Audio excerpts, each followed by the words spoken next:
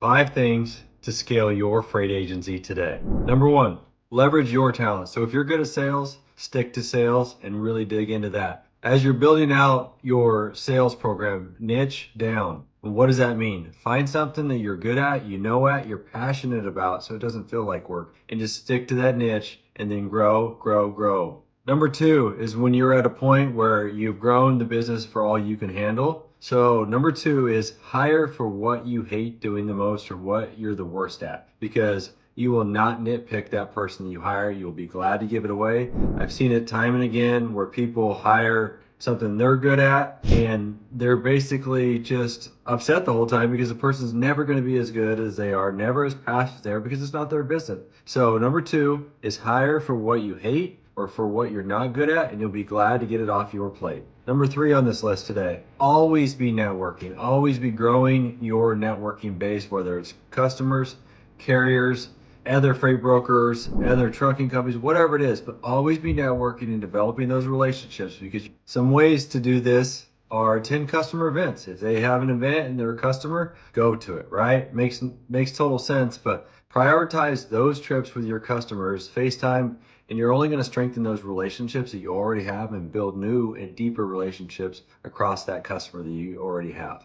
If there's carrier events or carrier networking events, attend those as well, because you need those relationships just as much as we need customers, right? So, maybe a carrier has a grand opening or driver appreciation week, go to that. So attend their events, sponsor them, give them swag, give them, some sponsorship dollars, whatever it is that will cement that relationship to the next level. Find out what your customers love to do. It could be golfing, it could be boating, it could be going on a hike, whatever it is, but find out what they really enjoy. And if you enjoy the same things, schedule time to do those things. Golf's an easy one because a lot of people in this industry love to golf, myself included.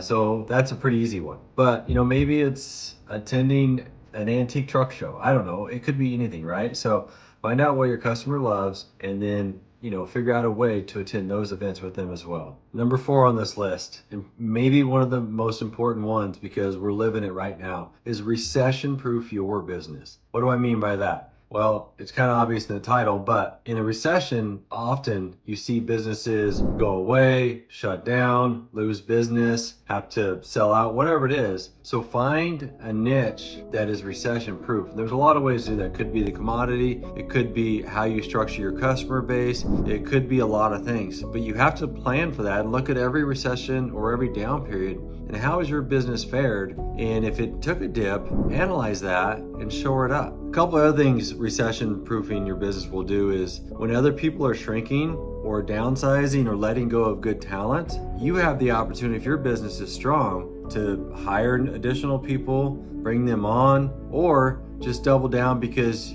your business is going well and you can service your clients better because you're not worried about cash flow. One of the great things about recession-proofing your business is continuity of your team. So let's say you go through a downturn, and if every time you go through a downturn you have to let go of people, that's valuable knowledge that you spent years and years developing. But on the flip side, if your business is strong and you're able to keep those people, they're going to appreciate that more because you're a better business leader, you're a better leader overall, and they haven't had to go out and worry about it and have that additional stress. So by recession-proofing your business, you actually keep your employees longer and have more dedicated employees. Once you've done all these things, this is number 5 on the list, expand your niche. And what do I mean by that?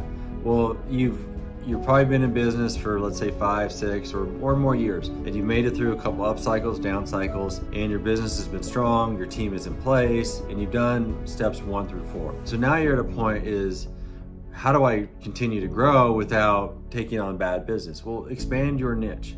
For example, let's say you're in building products. What are some other building products that work well with your carrier base, with your customer base, maybe your lanes? Think of it like an asset-based carrier. What are the opposite lanes, or what are the lanes that I'm running that maybe they slow down a little bit a certain time of year, those sorts of things. Let's say you haul pipe. Let's say it's metal.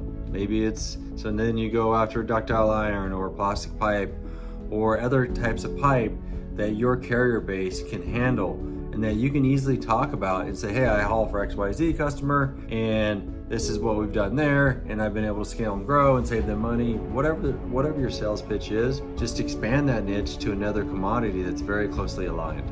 Another way to really expand your niche is ask for referrals from your existing client base, because if you don't ask for them, you very rarely get them. And what that does is they're gonna know people that are in the similar business, right? So that's just expanding your customer base within that niche. And that a lot of times is one of the best ways to continue to grow without taking on additional risk or going into an area or a commodity that you're unfamiliar with. All right, let's recap the 5 things to help you scale your freight agent business today. Number 1, leverage your talents. Number 2 on that list, hire for what you're the worst at or what you hate doing the most. Number 3 on that list, always be growing your network, whether it's customers or carriers or other people in the industry. You never know when you're gonna need that. So number 3, always be growing your network. Number 4, recession-proof your business. Number 5, expand your niche. Thanks for tuning in. Make sure you hit that subscribe button. We got a lot of great things that we're working on. Leave me a comment and let me know what I may have missed or how you would do something a little bit differently or what you agree with.